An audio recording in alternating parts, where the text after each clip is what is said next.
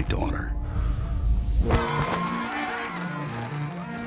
Do I tell her that her grandpa's worth more than her grandma? That her dad is worth more than her mom? Well, that commercial from Audi was one of several Super Bowl ads that featured a fairly direct political message.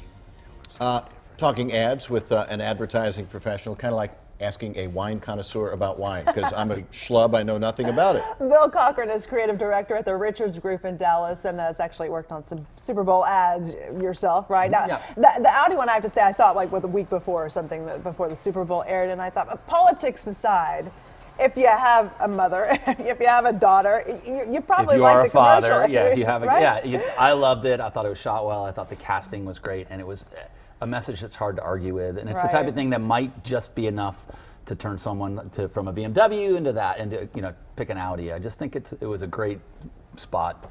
Hit all the right notes. No downside to it, no risky downside, because that's what a lot of people say. Oh, do you want to be risky? Listen, with 100 million people, you're going to have haters on Right. everything. Right. So there's going to be people who hate it because they didn't talk enough about men or what about the boys. But Right. I mean, it was a great spot. I thought They didn't talk about the car. they didn't talk about the car, but My car company loves girls. Oh, that's great.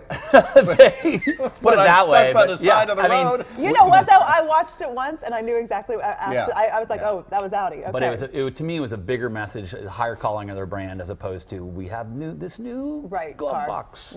right. thing. All right. Yeah. Let's take absolutely. a look. Speaking of cars, there are a lot of car commercials. Let's take a look at the Honda one. When you start out, you might not know where you're going, or what you're doing, or why you're carrying this red rose with you.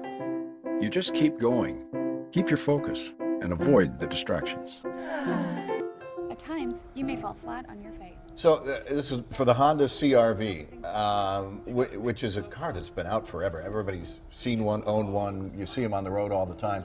What does it do for the image of the car? This one was admittedly a little tenuous in terms of how it I tied didn't make into the connection how it tied on into this the car one. at all. Yeah. However, you're on the Super Bowl. People love to see celebrities. I thought it was a great use of celebrities. I thought it was fun. It got my attention.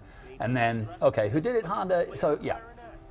Go ahead and reach for the stars. Do what you want to do in a Honda CR-V. Right, because Fine. people know Honda. They Yeah. know Right. what its reputation is, whatever they think the reputation is, and so they don't need to explain what a Honda is No, anymore. They're way past that. That's like people know you want to be entertained on the Super Bowl. Right. Super Bowl commercials are different for that reason. We're not going to spend a lot of time Yeah. talking about miles per gallon Yeah. on the Okay. Honda, but to me, great use of you got Robert Redford, Viola Davis. Let's talk about this one. A little bit controversial. 84 Lumber, and a little. It got into a little controversy. In fact, it was actually had to be edited before it aired because the network and the NFL didn't want the controversy. Yeah, this one. I mean, it's just a huge play for a lumber company, right? I mean, we wouldn't expect that we'd be talking about a lumber company here today, but and it's controversial. And again, that was going to have a ton of haters for Right. sure.